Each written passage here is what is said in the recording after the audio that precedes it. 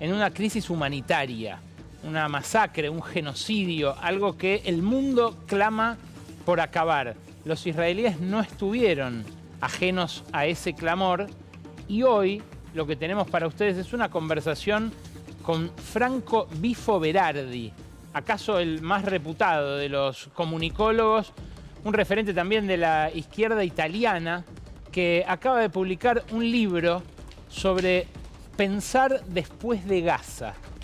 ¿Va a ser igual la humanidad después de lo que ocurrió en Medio Oriente en estos últimos 2 años? Bueno, lo vamos a conversar con él, lo conversamos con él, lo vamos a compartir con ustedes en un ratito, repito, en una coyuntura mundial delicada, en la que también se está negociando el fin de la guerra en Ucrania, en ese caso ya 3 años de una invasión por parte de Rusia que Occidente se propuso repeler y no lo consiguió. Repito, para quedarse en un rato a ver esta conversación con Bifo Berardi. También en un ratito hablan aquí en vivo las víctimas de la masacre del fentanilo. Ya no se puede definir de otra manera esto que se cobró confirmadas 87 vidas, pero que no se sabe cuántas más se puede haber cobrado de las personas que murieron entre febrero, marzo y abril de este año. Ya fueron retiradas las más de 30.000 ampollas con fentanilo contaminado con una bacteria mortal que había producido el laboratorio HLB Pharma, pero hoy te vas a enterar nuevos detalles de la investigación que esta semana va a tener pasos clave y además vas a escuchar a las víctimas también referirse a esta investigación, la investigación que repentinamente decidió atacar el gobierno diciendo que va a recusar al juez si no mete presa gente en los próximos 10 días. Bueno, de uno y otro tema nos vamos a ocupar después de hablar un rato de economía. Está Gaby Vulcano también con lo que dejó el cierre de listas. Hay algunos datos ocultos que todavía no se conocen de los candidatos del oficialismo, de la ultraderecha en distintos distritos. En un ratito mi compañera los destapa aquí, en La Ley de la Selva. Pero decía, son también días tensos en lo económico y días en los cuales algunos en el mercado, mientras advierten el torniquete que improvisó el equipo económico para llegar a las elecciones del 7 de septiembre, por lo menos las de la provincia de Buenos Aires, con cierta estabilidad, azorados. Miran ese torniquete, miran el frenazo económico que va a generar la subida de tasas, la volatilidad que se instaló desde hace ya 2 semanas cuando desesperados salieron a frenar un dólar que se llevaba por delante el techo famoso de la banda de flotación a 1.450 pesos. Lo lograron bajar, pero insisto, ¿a qué costo? Lejos está el panorama de aquel que trazaba el presidente de la Nación hace apenas 4 meses, cuando el Fondo Monetario le confirmó un préstamo nuevamente fuera de regla, como el que recibió Mauricio Macri, por 20.000 millones de dólares. ¿Qué decía Milei en ese momento que iba a estar pasando ahora? Escucha. Si el tipo de cambio cae a la banda, yo tengo que empezar a comprar dólares. ¿Pero vos creés que puede caer a la banda con todo esto que me mostraste igual? ¿En serio? Con todo... Pero ¿no ves que todos los indicadores de la adecuación dicen que el tipo de cambio tiene que caer? Pregunta. Si esto no fuera así, ¿me querés decir por qué el Fondo Monetario Internacional asume que vamos a comprar 4.000 palos? ¿Dónde compramos los 4.000 palos? En el piso de la banda. El piso de la banda está debajo. O sea, ¿vos estás esperando comprar cuando esto baje? Ale, digo, esa es la regla. Yo tengo que comprar en 1.000. O sea, pará. ¿De verdad me decís que vos estás esperando a comprar en 1.000? ¿Vas a comprar en 1.000? Y sí, es la regla monetaria. Está bien, pero lo que están escuchando del otro lado están diciendo, loco, entonces esto no se va para arriba. Tengo que empezar, o liquido lo que tengo, o vendo lo que tengo. Si compras 1.200, tengo que vender porque voy a perder 200 por dólar. Obvio. Agradezcan que Toto es muy contemplativo. Yo, digamos, o sea, hubiera puesto la banda más abajo. Se va a 1.000, decía el presidente. Vamos a comprar cuando toque ese piso de la banda.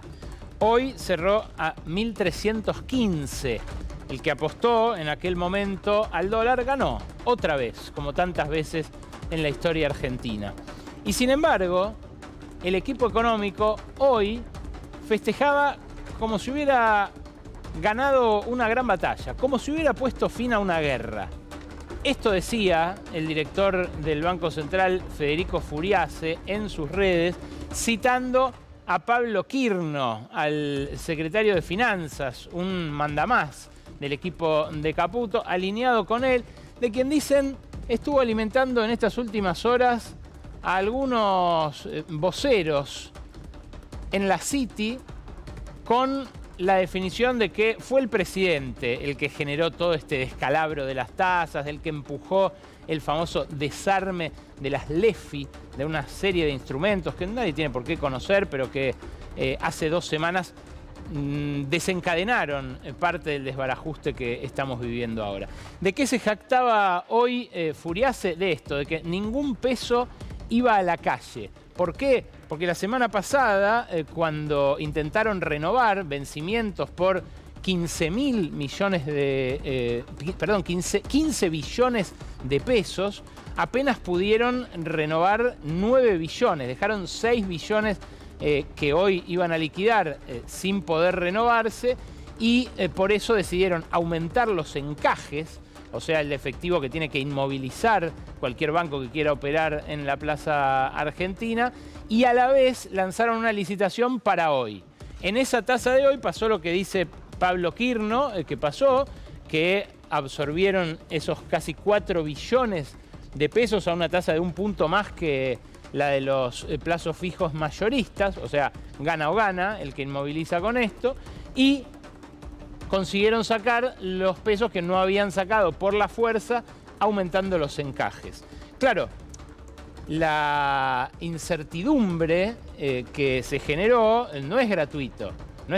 Las tasas de interés subieron muchísimo. Y bueno, la ecuación que mira el mercado siempre es la misma. Es el dólar, ¿cuánto puede subir? La inflación, ¿cuánto va a ser?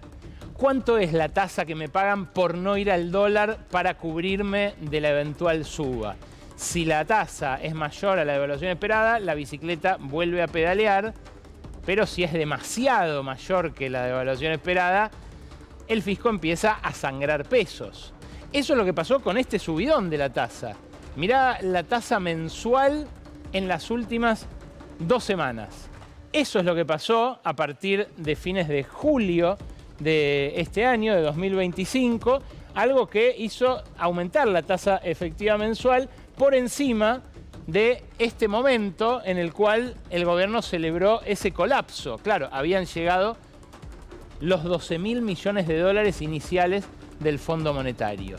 Ahora que volvió a subir así, ahí tenés la del 29, la licitación del 16 de julio, el 29 de julio, del 13 de agosto, claro, se va a ir registrando con el correr de las semanas un efecto muy corrosivo sobre la actividad económica. El que iba a comprar mercadería para vender no la compra porque le cuesta más hacerse de ese capital de trabajo para tener la mercadería disponible. El que tenía un empleado para determinada operación o para determinada venta quizás lo echa. El que estaba endeudándose para pagar sueldos diciendo no, yo aguanto a la gente porque en algún momento va a resurgir la actividad, no lo hace más porque le cuesta cada vez más caro endeudarse y porque la reactivación económica aparece cada vez más lejos. En fin, se da el cuadro recesivo que suelen alimentar las subas de la tasa de interés. Además de esto, lo que ocurre en estos casos es que se frena el crédito. Y como esta reactivación que estábamos viendo a principios de este año, sobre finales del año pasado, estaba muy apoyada en el crédito, eso también se frena. ¿Y cuál es el último efecto de la suba de tasas? Lo que gasta el Estado. Estas letras son letras que generan un beneficio muy, muy grande para los que se animan a la bicicleta financiera. ¿Y con qué se paga eso? Bueno, con partidas del presupuesto. Si no se paga hoy, si se capitalizan esos intereses, que eso es lo que ocurre con estas letras capitalizables, lo que igual se registra es un gasto. Y ese gasto, este cuadro es fresquísimo de esta tarde y es realmente muy, muy impresionante. Ese gasto, fíjate de qué manera ya excede al destinado a jubilaciones y pensiones. Esta es información que surge del cuadro que difundió hoy el Ministerio de Economía. En billones de pesos, nosotros habíamos advertido que ya este año, a principios de año, los intereses de la deuda capitalizable habían empezado a superar lo que mensualmente cuestan al Estado las jubilaciones y pensiones sumadas. A partir del mes de junio, el gasto en intereses capitalizables se disparó. Y acá, esos pagos se nota como ya cuadruplican el gasto en jubilaciones y pensiones de 4.6 billones a 17.8 billones. Esto no lo mostró nadie hasta ahora. Sí, escuchaste bien, cuadruplican. Estas jubilaciones, que el gobierno se negó a aumentar en 60.000 pesos, insumen todas juntas, junto con las pensiones, 4 billones y medio, un poquitito más de pesos por mes. Los intereses capitalizables, fíjate cómo aumentaron de un mes para el otro, como consecuencia, como correlato de este apretón monetario, de este torniquete improvisado, para tratar de que los ciclistas se mantengan en esas letras y no se vayan al dólar. Menuda cuenta, ¿no? Parece la de un degenerado fiscal. Mirá. Claro, el tema más relevante, de todas maneras, sigue siendo la cuestión cambiaria. Las dudas respecto de cómo se van a poder equilibrar las cuentas externas. Los pagos de deuda en dólares con el Fondo Monetario, que no se pueden reprogramar. La plata que compran los argentinos pudientes en todo su derecho, porque es absolutamente legal que lo hagan en este momento, pero lo están haciendo de manera muy acelerada. Y los viajes al exterior y las importaciones, que presionan también sobre la balanza de pagos. Claro, en este esquema, en este cuadro de fragilidad, es que el gobierno va a enfrentar las semanas previas a las elecciones. Y lo que hizo hoy es patear para adelante una vez más este problema, el problema de la deuda en pesos para después de las elecciones. Hay algunos en el mercado que dicen, esto ya sabemos cómo termina, ya lo vivimos en 2019, cuando para no liberar una cantidad de pesos que iba a fogonear una corrida, Hernán Lacunza dijo, reperfilamos. ¿Se acuerdan de esa palabra? Bueno, lo que hizo de algún modo el gobierno ahora, con los pesos que vencían ahora y que no pudo renovar, fue reperfilarlos para noviembre. Sacó una letra que paga justamente en noviembre ese efectivo en pesos y engordó en todo eso que ves ahí de celeste los vencimientos del mes de noviembre. Claro, después de las dos instancias electorales en las cuales igual tiene vencimiento por 25 billones de pesos.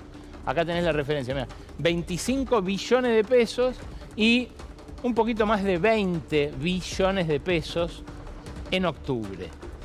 Son datos oficiales estos de la Secretaría de Finanzas que republicó con este cuadro Federico García Martínez. El anterior es un cuadro de Gustavo García Zanotti, doctor en Economía de el Mate Rosarino de la Universidad de Rosario, que, bueno, no hizo más también que reflejar lo que Caputo en un cuadro hizo público hoy cuando informó el superávit primario y el déficit financiero que tuvo la administración central. Claro, lo que empiezan a ver los operadores financieros es que les están ofreciendo mucho. Fíjate, este cuadro que viene es un poco técnico, pero vale la pena repasarlo para ver la ecuación que hacen, justamente. ¿Con qué dólar ganan los ciclistas en cada caso? Sí, ya sé que parece un electrocardiograma, pero trata de seguirme. Estas son las bandas de flotación, las líneas punteadas rojas. Son las bandas de flotación que habilitó el Fondo Monetario para que se mueva el dólar. Lo que se ve en la línea amarilla y en la línea azul es el dólar. Había brecha antes, estaba el oficial y el paralelo, el dólar bolsa. Eso es lo que se unificó, se comprimió en abril cuando llega la guita del Fondo Monetario y se libera el cepo para las personas. Empieza a subir el dólar, amaga acá a fines de julio con tocar el techo de la banda y ahí se da el apretón monetario que lo hizo bajar un cachitito. Ahora, fíjate vos, con un dólar en el mayorista menor a 1.800 pesos en junio del año que viene, en junio de 2026, los ahorristas, los inversores que apuesten por este instrumento, tendrían ganancia en moneda dura. O sea, en junio de 2026, fíjate, ese valor del dólar, todo lo que esté por debajo da ganancia. Claro, vos me dirás, pero ¿cómo? Si la banda de flotación está toda abajo de ese bono, ¿cómo es que lo compran en algunos casos? Bueno, porque lo que creen en el mercado es que este esquema no se va a mantener. Si no, no exigirían esta curva de tasas. Claro, la desesperación es tal que se conforman con que funcione hasta las elecciones, con que esté dentro de la banda hasta las elecciones. Después dicen, y vendrá otro régimen. Si total, Caputo y compañía están dando muestras de que están tan desesperados que improvisan a cada paso. Bueno, la desesperación es tal que también apuestan a perdedor en el dólar futuro, masivamente. La semana pasada te mostraba el cuadro, ya llevan perdidos 500.000 millones de pesos entre mayo de este año, después de que recibieron la del Fondo Monetario, y este mes de agosto. Pero las pérdidas se van a empezar a engrosar cada vez más. En este cuadrito que improvisa un amigo operador de bolsa, lo que se ve es cuántos llevan apostados en el mercado de futuros. Fíjate, acá tenés el cuadro y es bastante simple de entender. Este es el valor al cual apuesta el mercado que va a estar a final de cada mes el dólar oficial. Ahí tenés arriba 1.344, eso es finales de agosto. Luego 1.393, 1.441, finales de septiembre, finales de octubre, finales de noviembre 1.471. Eso ya está cayéndose de la banda de flotación. Y el gobierno viene apostando, lleva acumuladas apuestas por estos montos a que no se exceden estos valores. O sea, está jugado, por ejemplo, en 1.000 millones de dólares, 1.3 billones de pesos, a que no va a estar a más de 1.500 pesos el dólar a fin de año. Los operadores del mercado, ¿qué hacen? Van y se aseguran este tipo de cambio en el mercado de futuros y se juegan a la tasa en pesos. Con esto se cubren. Pero claro, cuando llegue fin de diciembre y no esté 1.502 pesos, va a tener que pagar el Banco Central esas apuestas. Del mismo modo que tuvo que pagar a fin de julio una montaña de guita por haber apostado a que el dólar iba a estar a 1.200 y pico. De estas maneras, tanto tentando al inversor en seguir en la bicicleta financiera, como asegurándole un dólar futuro que después va a tener que pagar si la apuesta es perdidosa, apuestan a llegar a la elección. El problema es que la devaluación ya del mes pasado, ya de julio, esa subida que había sido al principio del 14%, que después con lo que de a poquito, a penitas bajó la semana pasada, terminó siendo una suba del 10%, ya está pasando a precios. Se jacta también el equipo económico de que esto no es así. Y sin embargo, la consultora LSG, que fundó en su momento Martín Lustó, o sea, no es una consultora peronista, ni zurda, ni nada de eso, que de hecho hace scrapping todas las semanas, cerrando el miércoles, rasca los precios que suben los supermercados a sus páginas, acaba de detectar en las últimas 2 semanas una suba de alimentos, solo de alimentos, alimentos y bebidas, del 2% en la semana anterior a la que pasó y del 1,1% en la que cerró el miércoles pasado. Nunca en todo 2025 había habido 2 semanas seguidas de tanto aumento de los alimentos. Fíjate que para encontrar una suba superior nos tenemos que ir a mayo de este año. Había dado 2,1 una semana, pero la siguiente dio 0,2. La anterior había dado deflación del 1,6. Fíjate, la anterior, marzo había tenido una semana de 2,4, arriba de la primera semana de agosto. ¿Pero qué pasó después? 0,4. ¿Y qué había pasado antes? 0,1. Fíjate, si tomamos todo marzo, tenemos que dio 2,4, 0,4, 0,8, 0,9. Ahora, ese mes la inflación fue del 3,7. Ahora, que apuestan a llegar con la inflación más o menos en lo que está ahora, tienen un problema, porque ya lleva acumulado 2 y 1,1 acumulativo en la siguiente semana. Repito, los 15 días más inflacionarios en términos de alimentos y bebidas de todo 2025, que por eso lo graficamos así completo. Fíjate, ¿a dónde hay datos? Ni siquiera en agosto, de todo el año, de todo el último año calendario. Hay datos de más inflación, obviamente, en junio, mayo, incluso hasta julio del año pasado, que es cuando todavía estaba pasando a precio la anterior devaluación, la de diciembre.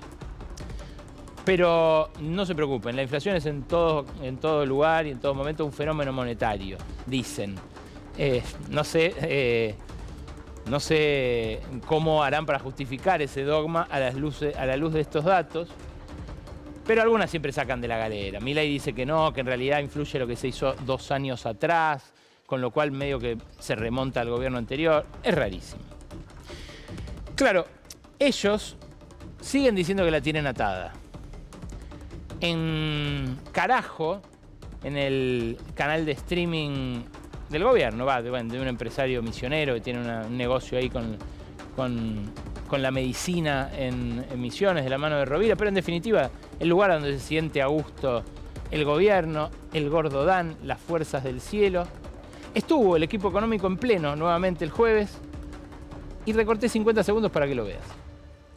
No hay ningún problema ni ningún riesgo para el Tesoro hacerse cargo de esta absorción monetaria para que los pesos no vayan a la calle. Y además para nosotros sigue todo, o sea, como lo venimos realizando. El lunes, justamente, habiendo recibido la semana pasada el desembolso del fondo la semana anterior, por la primera revisión del programa, continuamos en el proceso de capitalización del Banco Central. O sea, a partir del lunes tenemos un Banco Central más respaldado de lo que teníamos la semana anterior, ¿no? Entonces, y eso hace que, por ejemplo, esta semana también aprobamos el 7º RIGI.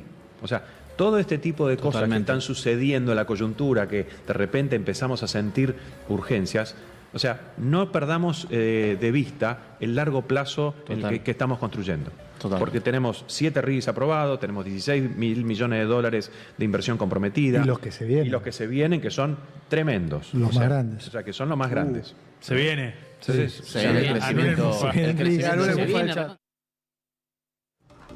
Qué fuerte verlos hacerle la claque al Gordo Dan, al presidente del Banco Central, al ministro de Economía y al secretario de Finanzas, ¿no? Tres de los ex JP Morgan que escoltaron a Javier Milei en aquella última conferencia de prensa, en aquella última cadena nacional en el Salón Blanco de la Casa Rosada. Ahora, decía Kirno, ya tenemos 17.000 millones de dólares. Milei en su momento, cuando se aprobó el RIGI, había hablado de un poco más.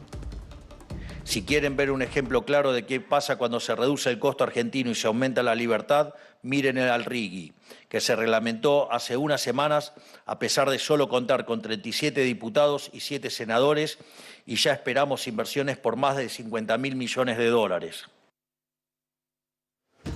Me dirán, es el presidente, tiene que insuflar expectativas, tiene que incluso exagerar a veces los números para generar confianza.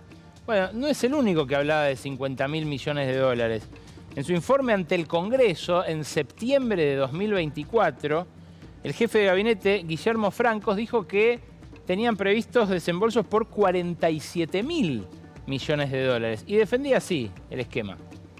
El régimen de incentivos para las grandes inversiones, que algunos todavía critican, que va a ser la fuente de enormes inversiones para explotar recursos naturales que durante muchísimos años estuvieron olvidados. Bueno, a un año exactamente de su puesta en marcha, acaba de salir un informe, en realidad va a salir esta semana, accedimos nosotros de manera previa, a un informe que preparó el Observatorio del RIGI, el que conformaron especialistas del CELS, del Centro de Estudios Legales y Sociales, del CEPAS, el Centro de Políticas Públicas para el Socialismo, la Escuela de Política y Gobierno de la Universidad de San Martín, de la UNSAM, el Espacio de Trabajo Fiscal para la Equidad, la Fundación Ambiente y Recursos Naturales y el Transnational Institute. Son think tanks heterodoxos que tienen sus economistas y que buscaron justamente relevar, a partir de esta entrega récord, concesiones como que quien trae dinero no tiene por qué comprarle a proveedores locales si ese dinero es para abrir una mina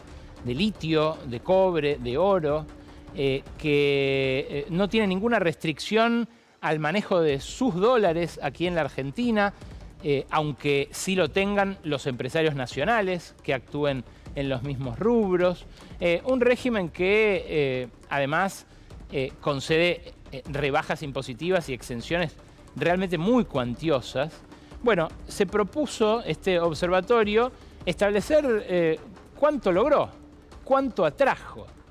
Decía, de los 50.000 millones de los que hablaba inicialmente Milei, de los 47.000 que dijo más formalmente Guillermo Francos en aquel informe ante el Congreso, la realidad es que a un año de su puesta en marcha hay 7 proyectos aprobados. De un total de 19 que se presentaron, 3 este fin de semana. Los más grandes, decía, se viene, decía el ministro de Economía. Bueno, por ahora no han sido aprobados. Los que se aprobaron son estos 7. Uno en Salta, otro en Catamarca, otro en el Quemado, el parque fotovoltaico de Mendoza.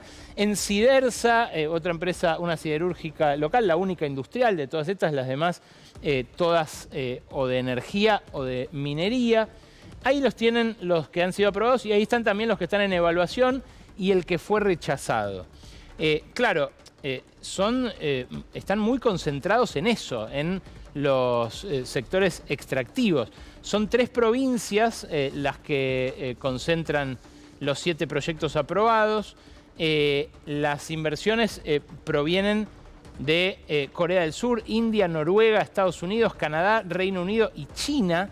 Y el total de los proyectos no es de 50.000, sino de 13.000 millones de dólares.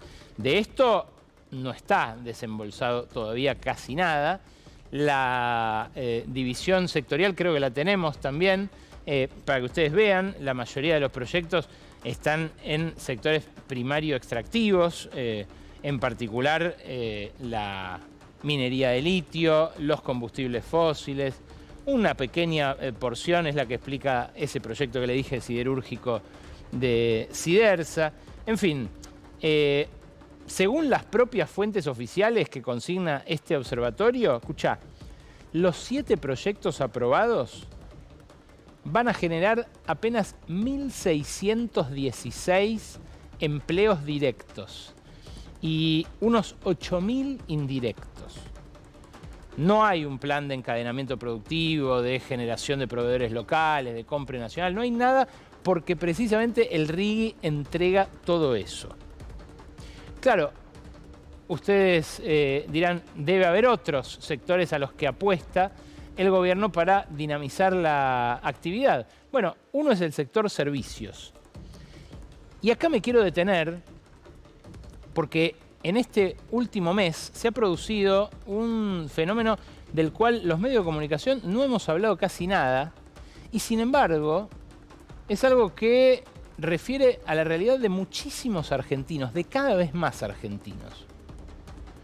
Lo que ocurrió en el último mes es que las personas que estaban o perdiendo su empleo por la caída de la actividad en algunos sectores, la construcción, la industria, el Estado mismo, algunos servicios que están de capa caída, y quienes no tenían ingresos suficientes para llegar a fin de mes, se entregaron a la economía de las plataformas.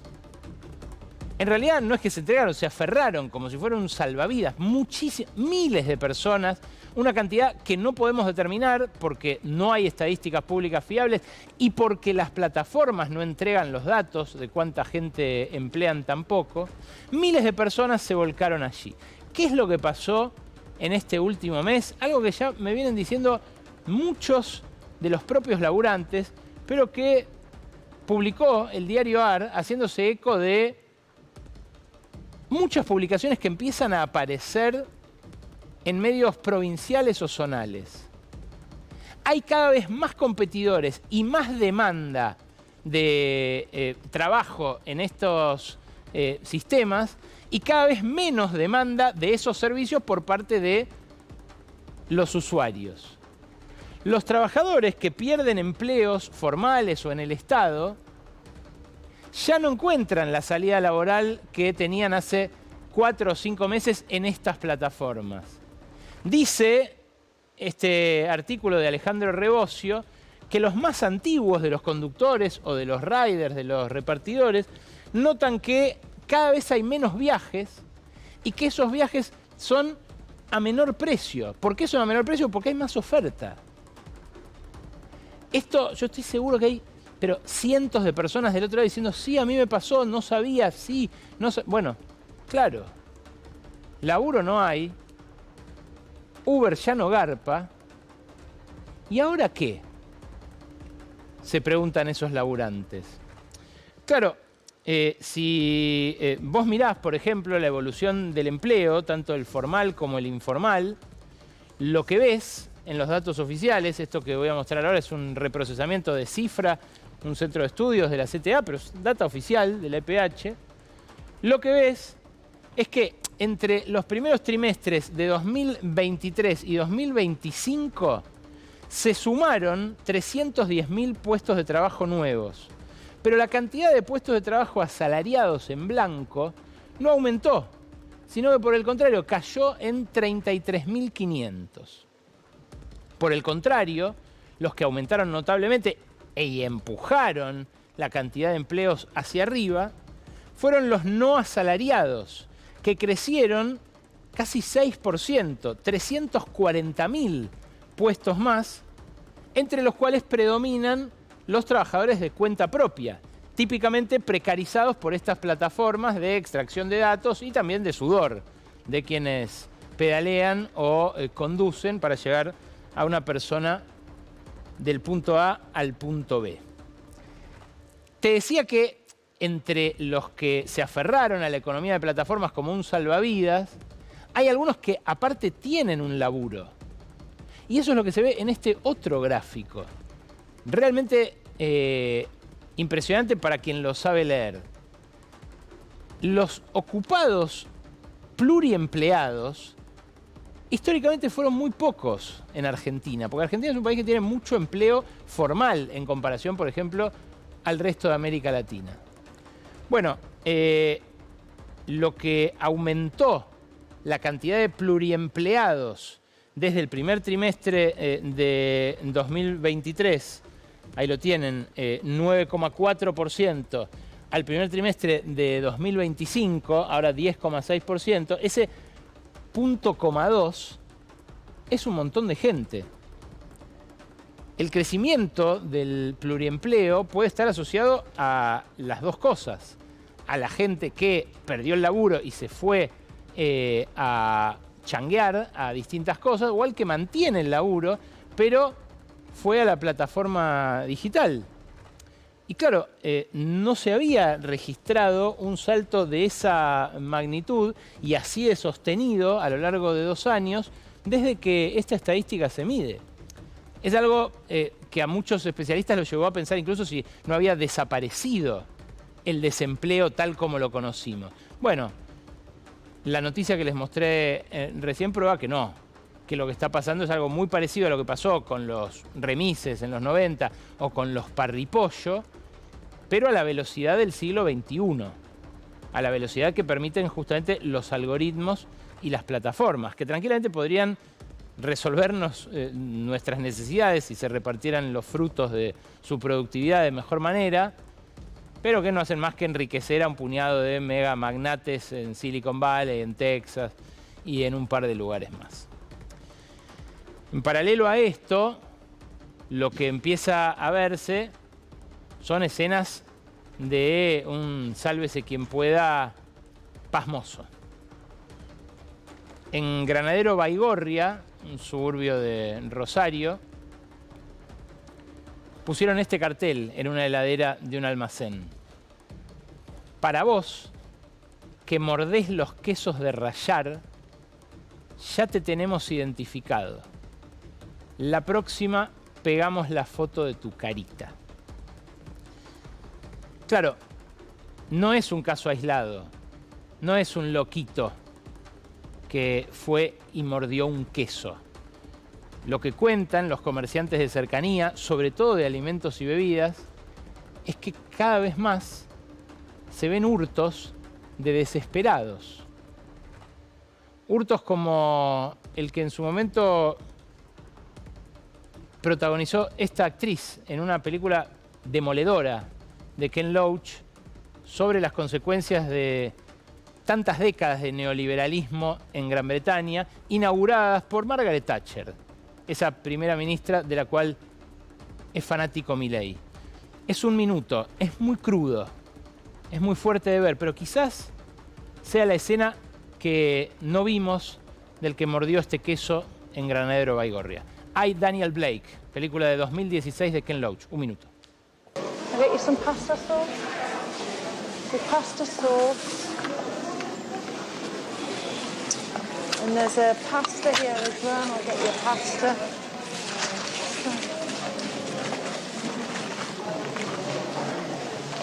Hey, pet, are you all right? What are you doing? What are you doing?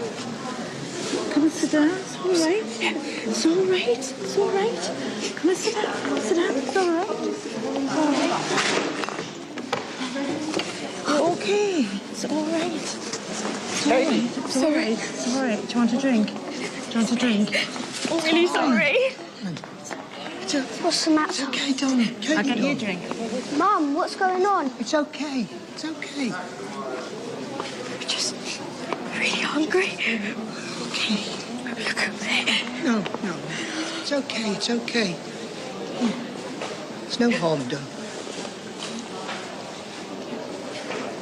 Oh God, I'm down. I feel like I'm going under. Look, you get through this, darling. You get through this. Kate, listen to me. This isn't your fault. You've done amazing. Dumped up here on your own with 2 kids. You've done nothing to be ashamed of. Esa madre soltera, desamparada por el Estado y la sociedad británicos, se llevaba a la boca algo de el contenido de una lata. Repito, quizás sea la escena del que mordió un queso, parecida a la de los que carnearon un camión jaula de vacas meses antes del estallido popular del 20 de diciembre de 2001. La historia nunca se repite, siempre está evolucionando, pero hay que mirar para atrás para ver momentos en los que la humanidad se hunde en la desesperación para no ignorarlos.